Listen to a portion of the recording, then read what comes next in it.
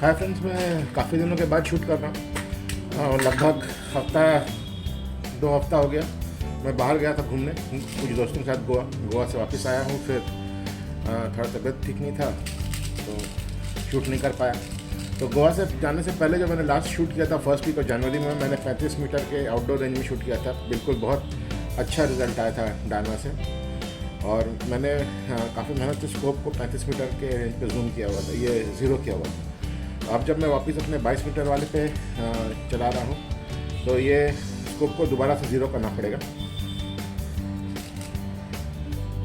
ये H&M के barracuda के पैलेट्स हैं। मैंने एक मैगज़ीन लोड कर लिया है। अभी मुझे 5-7 गोलियाँ लग जाएंगी वापस स्कोप ज़ीरो करने में। तो बेसिकली ये जो मैं वीडियो बना रहा हूँ वो स्कोप ज़ीरो करने का जो मेरा प्रयास है, उस पर पहले एक ब्लैंक चला लेते हैं ताकि प्लेनम में जो पुराना हवा था वो निकल जाए और फ्रेश हवा प्लेनम में आ जाए। मैंने मैगज़ीन लोड कर लिया है। अब एक ट्रायल शॉट मार के देखते हैं नीचे में जो बड़ा टारगेट है उस पर।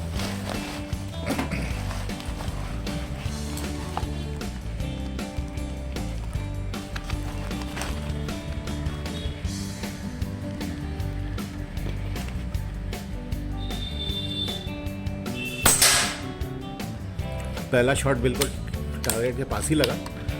एक और मार के देख लेते हैं।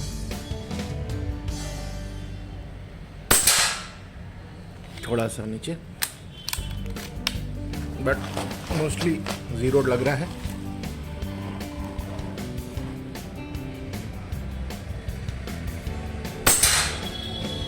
ये तो बुलसाई पे लगा। 2 पैलेट और चला लेते हैं, कंफर्म हो जाएगा।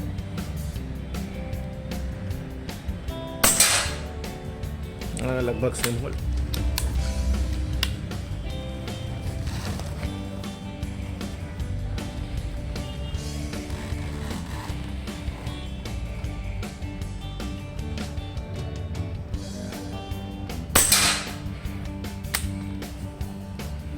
डायना आउटलॉ में एक मुझे जो प्रॉब्लम लगता है वो है थोड़ा सा कॉकिंग एफर्ट ज़्यादा लगता है, साइड पिक्चर डिस्टर्ब हो जाता है। ये चीज़ आपको PX100 में नहीं मिलेगा।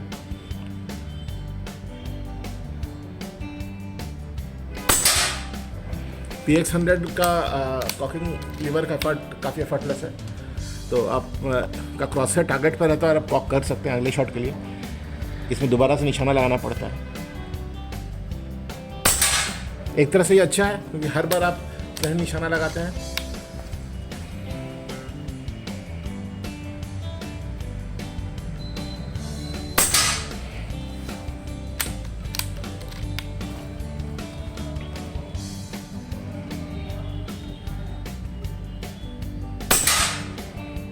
ये एक लगता फ्लायर था, एक और ट्राई करते हैं।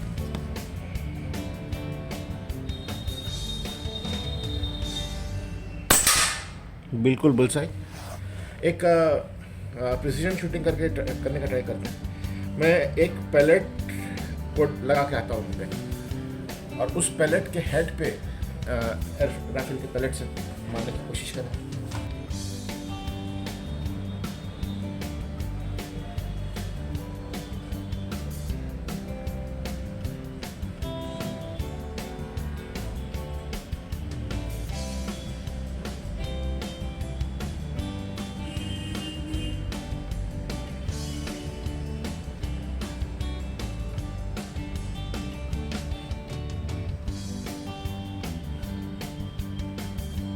इससे पहले जो बुलसाई टारगेट था उस पर जो पैलेट का होल बना था, मैं उसी पे एक और होल में पैलेट डाल के आया हूँ। मुझे तो दिखेगा नहीं, आई डोंट थिंक स्कोप से भी दिखेगा।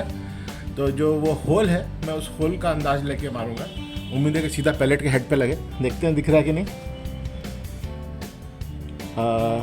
स्कोप पे दिख रहा है, काफ़ी क्लियरली दिख रहा है।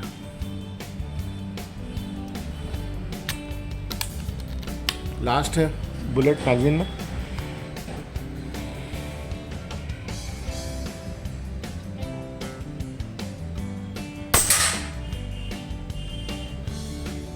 नहीं लगा, नीचे वाले होल पे लगा। एक और पैलेट है।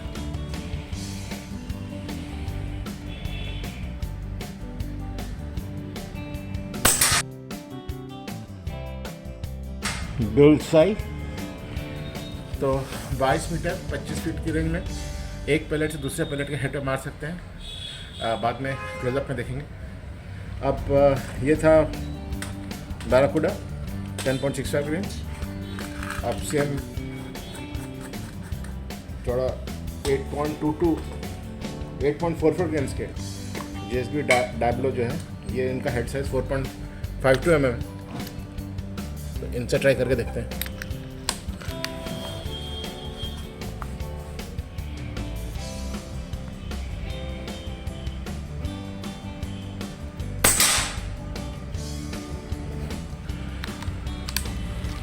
एक लेफ्ट और एक डाउन मार रहा है। एक और पैलेट से कंफर्म कर लेते हैं। जी हाँ, बिल्कुल। तो इसको कंपनसेट करते हैं, एक लेफ़्ट और एक डाउन। अगर यहाँ रखते हैं और एक लेफ़्ट और एक डाउन के लगभग मार रहा है, एक लेफ़्ट और एक डाउन अगर यहाँ रहेगा तो बिल्कुल बहुत लगेगा। फिर से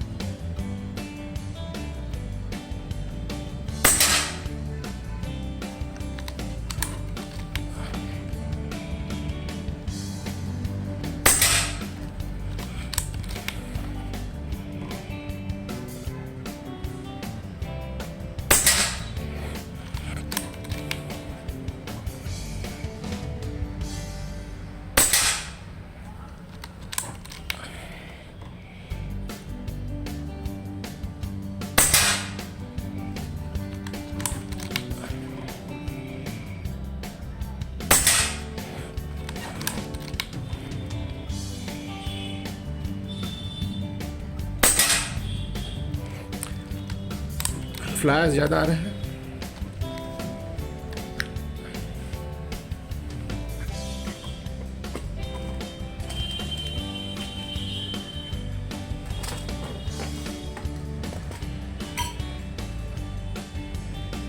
RWS सुपरफील्ड एक मैगजीन।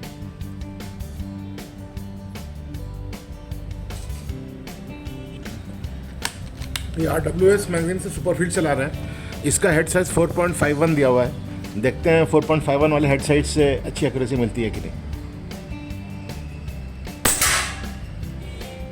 लगभग 2 साइड नीचे लगा, 2.22 नीचे लगा।